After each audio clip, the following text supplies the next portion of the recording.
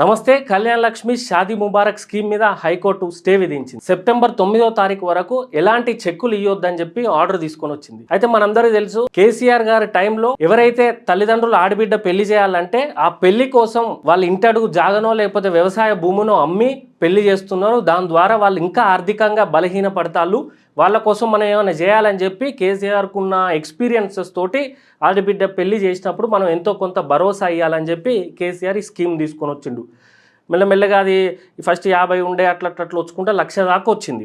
ఆ తర్వాత కాంగ్రెస్ పార్టీ కూడా కళ్యాణ్ లక్ష్మి షాదీ ముబారక్తో పాటు తులం బంగారం ఇస్తామని మేనిఫెస్టోలో పెట్టి వాళ్ళు గెలిచినాక ఇప్పుడు ఇస్తలేరు అనుకోండి, అది వేరే విషయం. ఇప్పుడు ఎప్పుడు ఇస్తానంటే చూడంగా కొన్ని సంవత్సరాల తర్వాత, అంటే పెళ్ళైన దంపతులకు పాపో బాబో పుట్టి ఆ పాపనో బాబో ఎల్కేజీ చదివే స్టేజ్లు ఉన్నప్పుడు పోయి వాళ్ళు చెక్కులు తీసుకుంటారు. మనం ఎన్నోసార్లు చూసినాం టీవీలల్లో. కళ్యాణ్ లక్ష్మి అనేది పెళ్ళైనాక దాదాపు 3 నెలలకు 6 నెలలకు వస్తే వాళ్ళకి భరోసా. కానీ పెళ్ళైనాక 3-4-5 సంవత్సరాలకు వస్తే వాళ్ళకు కూడా ఇంకా అది ఏముంటుంది. సో అట్లా దాన్ని నిర్వీర్యం చేసింది కాంగ్రెస్ ప్రభుత్వం. అయితే ఇది కేసీఆర్ తీసుకొచ్చినప్పుడు చట్టబద్ధంగా తీసుకురాలేదు. ఓన్లీ ఎగ్జిక్యూటివ్ పవర్ తోటి ఒక 8 జీవోలతోటి ఒక్కొక్క జీవో ఇచ్చుకుంటా అట్లా నడిపించిండు. దాని ద్వారా ఏం చేసింది, ఇది విజయ్ గోపాల్ అనే అడ్వకేటు, ఈయన ప్రభుత్వంకి ఎన్నో ప్రశ్నలు ఇస్తాడు. ప్రజల కోసం, ప్రజా సొమ్ము దుర్వినియోగం కోసం ఎన్నో పిటిషన్లు కోర్టులలో వేస్తూ ఉండి పోరాటం చేస్తూ ఉంటాడు. ఈ అడ్వకేటు హైకోర్టులో ఒక పిటిషన్ వేసిండు. ఏంటంటే ఈ షాదీ ముబారక్ కళ్యాణ్ లక్ష్మికి సంబంధించిన స్కీముకు చట్టం లేదు, ఇది జీవోల మీద నడుస్తుంది, చట్టపరమైన ప్రొవిజన్స్ లేవు, అసలు దీనికి ప్రభుత్వం ఎవరికి ఇస్తుంది, వాళ్ళ అర్హులు ఎవరు, వాళ్ళ ఆర్థిక విషయాలు వీళ్ళకి ఎట్లా తెలుస్తున్నాయి, దీని కరెక్ట్ రూల్సే లేవు. సో కాబట్టి ఇప్పటికే 13,000 కోట్ల రూపాయలు 2014 నుండి ఇప్పటి వరకు 13,000 కోట్ల రూపాయలు గవర్నమెంట్ వెచ్చించింది. సో ప్రభుత్వ సొమ్ము దుర్వినియోగం అవుతుంది, అటు కరెక్ట్ చట్టం లేదు కాబట్టి దీన్ని ఆపాలని చెప్పి ఈయన పిటిషన్ వేసిండు. అటు గవర్నమెంట్ సైడు అధికారులు, న్యాయవాదులు మాకు ఇంకా టైం కావాలి, వివరణ ఇవ్వాలని వీళ్ళు పిటిషన్ హైకోర్టు చెప్తే మాకు ఇంకా టైం కావాలి, ఇంకొంచెం పోస్ట్పోన్ చేయండి అనుకుంటూ నడుచుకుంటూ వచ్చింది. ఇప్పుడు ఇక హైకోర్టుకు కోపం వచ్చి మీరు పూర్తి వివరణ, ఆ జీవోలు అన్నీ తీసుకొని వచ్చి మాకు పూర్తిగా వివరణ ఇవ్వాలి, ఇచ్చేదాకా ఎలాంటి చెక్కులు పంపిణీ చేయొద్దు, అంటే సెప్టెంబర్ 9వ తారీఖు వరకే మీరు పంపిణీ చేయొద్దు, ఆ తర్వాత ఏమవుతుందో మరి ఆ రోజే తెలుస్తుంది కోర్టులో, అప్పటి వరకు అయితే పంపిణీ చేయొద్దు, మీరు అసలు కోర్టుకే వచ్చి వివరణ ఇస్తలేరు కాబట్టి దీని మీద స్టే విధిస్తానని చెప్పి కోర్టు చెప్పింది. ఇది ఇక్కడ ఒక పెద్ద డౌట్ ఏంటిదంటే, ఇది చట్టం కాదు, చట్టసభలల్లో ఇది పాస్ కాలేదు అంటే దాంట్లో అలా పెట్టలేదు, ఓన్లీ ఎగ్జిక్యూటివ్ పవర్స్తో నడుస్తుంది, ఓన్లీ జీవోల మీద నడుస్తుందని ఇన్ని రోజులు న్యాయవాదులకు, అధికారులకు తెలియదా? ఈ లుసుగులు ఇప్పుడే బయటపడ్డాయా? లేక రేవంత్ రెడ్డియే ఖజానా దగ్గర డబ్బులు లేక లేదా పేద ప్రజలకు ఇచ్చుడు ఇష్టం లేక ఈ ఫైల్ ముందుకు తీసుకొచ్చిండా అనేది అర్థమవుతలేదు. ఎందుకంటే రేవంత్ రెడ్డి ఎప్పుడు ఏ స్కీమ్ ఎగరకూడదమా అన్నట్టే చూస్తూ ఉన్నాడు. అన్ని అబద్ధాలతోటే 2023లో అధికారంలోకి వచ్చినాని అన్ని మేనిఫెస్టోలో పెట్టి ప్రతి మహిళకు 2,500 ఇస్తా అన్నాడు. తులం బంగారంతో పాటు షాదీ ముబారక్తో పాటు తులం బంగారం ఇస్తా అన్నాడు. అట్లా ఎన్నో అబద్ధపు హామీలు, 420 హామీలు చెప్పి అధికారంలోకి వచ్చిండు. తీరా చూస్తే ఈ షాదీ ముబారక్ కళ్యాణ్ లక్ష్మిని ముందు పెట్టుకున్నాడు. ఇదొక్కటే ఆగితే రేవంత్ రెడ్డి పని అవుటా కాదా? రేవంత్ రెడ్డి కాదు, కాంగ్రెస్ పని కూడా అవుటే. నెక్స్ట్ అంత ప్రజలకు చొచ్చుకోపోయింది ఈ స్కీమ్. ఒక ఆడబిడ్డ పెళ్లి చేస్తే గవర్నమెంట్ తరఫున 1,00,000 రూపాయలు వస్తాయి, 1,00,000 1,16,000 ఏదో వస్తాయి. ఇంకా రేవంత్ రెడ్డి తులం బంగారం ఇస్తా అన్నాడు. తులం బంగారం కాకుండా ఇంతకుముందు కేసీఆర్ 2023-22 టైంలో ఇచ్చినా సరిపోతుంది అన్నట్టు ప్రజలు వెయిట్ చేస్తారు. అయితే దీని మీద చాలా ఇంకా జడ్జి గారు కూడా మాట్లాడుకుంటా అసలు ఎన్ని దుర్వినియోగం చేస్తారు. ఇప్పుడు మన తెలంగాణలో 1 కోటి రేషన్ కార్డులు ఉన్నాయి, 1,05,00,000 సంథింగ్ రేషన్ కార్డులు ఉన్నాయి. అందులో ఇంటికి 3-4 ఇన్వాల్వ్ అయి ఉంటారు. అంటే దాదాపు 3 కోట్ల మంది దాకా తెల్ల రేషన్ కార్డు మెంబర్స్. తెల్ల రేషన్ కార్డు అంటేనే పేద ప్రజల కోసం. అంటే తెలంగాణలో మొత్తం పేదోళ్ళేనా?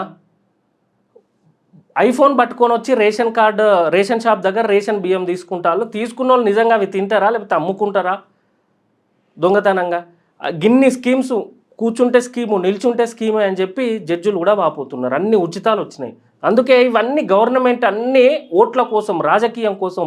ఇప్పుడు ఒక్క తెల్ల రేషన్ కార్డు పీకేసింది అనుకో కాంగ్రెస్ ప్రభుత్వం, బీఆర్ఎస్ ప్రభుత్వంలో పెడుతుంది.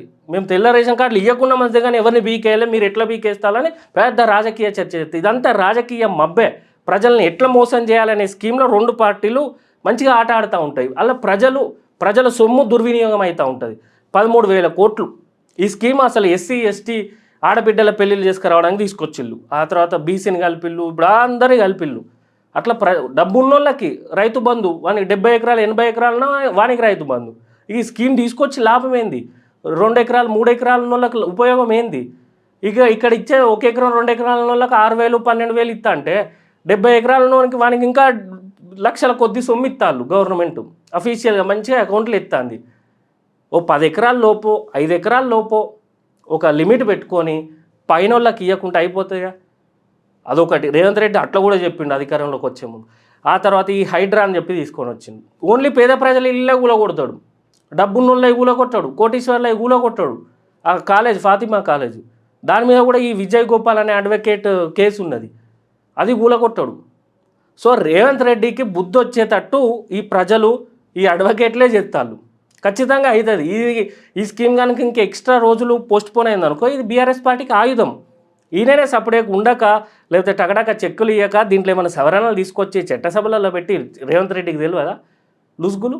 దొంగనేనా అన్నీ. ఇప్పుడు వాళ్ళ తమ్మునికి కూడా మొన్న 200 కోట్లకు సంబంధించిన భూమి, అంత ల్యాండ్ వాల్యూ, ఆ వాల్యూ ఉన్న ల్యాండ్ 7 కోట్లకో 5 కోట్లకో ఇచ్చేసింది.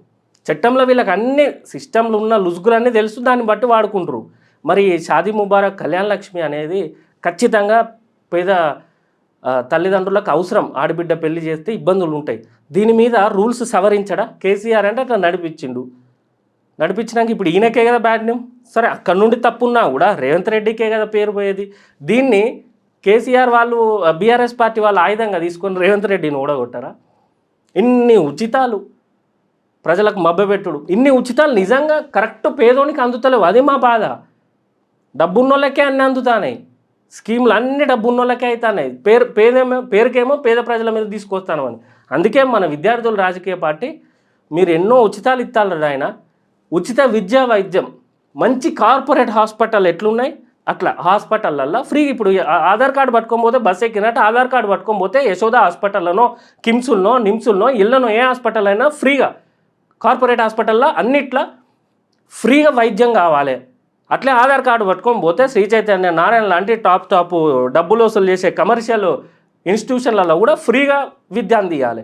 అది ప్రభుత్వం ఆడ చూసుకోవాలి, వాళ్ళ మెడలు ఉంచాలి. అంతేగాని ఎప్పుడు చూడు పేద ప్రజల మీద ఏదో జీవో ఏదో స్కీమ్ తీసుకొని వద్దాం, డబ్బు ఉన్నోళ్ళకే తలిగిద్దాం అంటే ఎట్లా? అందుకే మా విద్యార్థులు రాజపార్టీ విద్యా వైద్యం మీద ఫోకస్ చేస్తుంది. దీనికి 13,000 కోట్లు అయినాయి. ఇలా నిజంగా అర్హులు ఎంతమంది ఉంటారండి? 3,000 4,000 కోట్ల వరకే ఉంటారు. మిగతా అంతా డబ్బు ఉన్నోళ్ళు అప్పర్ మిడిల్ క్లాస్కే పోయి ఉంటుంది. దాని బదులు అప్పర్ మిడిల్ క్లాస్కు హెల్త్ ఇన్సూరెన్స్ గవర్నమెంట్ తరఫున 10 లక్షలు 15 లక్షలు 20 లక్షలు హెల్త్ ఇన్సూరెన్స్ ఇప్పించినా నిజంగా దేనికైనా ఉపయోగం ఉంటుంది వాళ్ళకి ఏమైనా సమస్యలు వచ్చినప్పుడు. మా పోరాటం అది విద్యా వైద్యం మీద. ఇన్ని ఉచితాలని అందరూ అనుకుంటున్నారు, పొలిటికల్ పార్టీలు తప్ప ప్రతి ఒక్కరికి తెలుసు ఈ ఉచితాల వల్ల మనం వెనుకబడుతున్నాం, ఈ ఉచితాలు ఏదో రోజు మనకు మెడకు చుట్టుకుంటాయని. కాబట్టి వాటిని క్లియర్గా సార్ట్అవుట్ చేసి ఓ 10 ఎకరాల వరకు లిమిట్ పెట్టు. నీకు ఎవడు ధర్నా చేయడు, ఎవడు దీక్ష చేయడు, అందరికి కావాల్సింది అదే.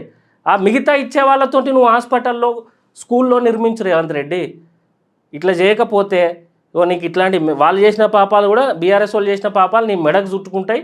నెక్స్ట్ టైం నువ్వు ముఖ్యమంత్రి కాదు కదా, కాంగ్రెస్ పార్టీ మళ్ళీ అధికారంలోకి రావాలంటే ఇంకా 50 ఏళ్ళు పడుతుంది. అంతలోపు మన విద్యార్థుల రాజకీయ పార్టీ ప్రజలందరినీ చైతన్యం తీసుకొని వస్తుంది. మనకు ఉచితాలు కావాల్సింది వచ్చిరాని కాదు. వాస్తవానికి చెప్పాలంటే చాలా మందికి వచ్చిరాని ఉన్నాయి. విద్యా వైద్యం అసలైంది అది. మేము ఎట్లా అట్లా కష్టపడి కాయకష్టం చేసుకొని తిని ఇల్లు ఇంటర్ అవి ఇవి చేసుకుంటాం కానీ నడిపిస్తాం, కానీ మాకు ఆరోగ్య సమస్యలు వచ్చినప్పుడు హాస్పిటల్ పోతే లక్షలు అవుతాయి ఫీజులు. పిల్లల ఫీజులు ఎల్కేజీ యూకేజీకి 70,000 80,000 1,00,000 2 లక్షలు. గవర్నమెంట్ స్కూల్లో చుట్టూ చూస్తే గవర్నమెంట్ స్కూల్లో కథ మనందరికీ తెలిసిందే. రేవంత్ రెడ్డి ఒక్కటే స్కూల్ చేసిండు, తెలంగాణ పబ్లిక్ స్కూల్ అని. అది కూడా వేరే వాళ్ళ సొమ్ముతోటి చేసిండు, ప్రభుత్వం సొమ్ము కాదు, అది తక్కువ పర్సెంటేజ్. అది దాన్ని డప్పు కొట్టుకొని పెద్దొత్తున ఓపెనింగ్ చేసి వచ్చిండు. అట్లా ఒక్క స్కూల్ చేసిండు. అట్లా 600 మండలాలు ఉన్నాయి. 600 మండలానికి ఒక 5 స్కూళ్ళు అన్న పెట్టి చేస్తే ఏమన్నా రేవంత్ రెడ్డికి బుద్ధో సిగ్గో ఏమైనా ఉంటే చేస్తే ఏమన్నా ఆయన వచ్చేసరికి గెలవడానికి అవకాశం ఉంటుంది. ఇన్ని చేసినాక ఖచ్చితంగా ఓడిపోయే పనులన్నీ రేవంత్ రెడ్డి చేస్తాడు. చేసుకుంటా 2034 వరకు నేనే ముఖ్యమంత్రి ఉంటా, కాంగ్రెస్ గెలిపిస్తా, ఆ తర్వాత నేను సెంట్రల్లోకి పోతా. నిన్నెవడు నమ్ముతారా నాయన? ఇప్పటికైనా అర్థం చేసుకొని ఈ స్కీమ్ మంచి స్కీమే. పేదోళ్లకు, ఎస్సీ ఎస్టీ బీసీలలో ఉన్న అందరు ఇట్లా ఉన్న పేదోళ్లకు అమలైతేట్టు చూడు. ఇది ఆపితే నువ్వు అవుట్, నీ పదవి పోతుంది, అది కన్ఫర్మ్. ఇది గుర్తుపెట్టుకొని రేవంత్ రెడ్డి ఒళ్ళు దగ్గర పెట్టుకొని ఎన్నో చట్టాలల్లో ఎన్నో లుసుగులు ఉన్నాయి. అది పేద ప్రజల పర్స్పెక్టివ్లో వాళ్ళకి న్యాయం జరిగే విధంగా సవరణలు చేసి చట్టసభలలో దాన్ని మన పాస్ చేపించి యాక్ట్ లాగా తీసుకొని వచ్చి పేద ప్రజలకు ఉపయోగపడే పనులు చేయి. Thank you.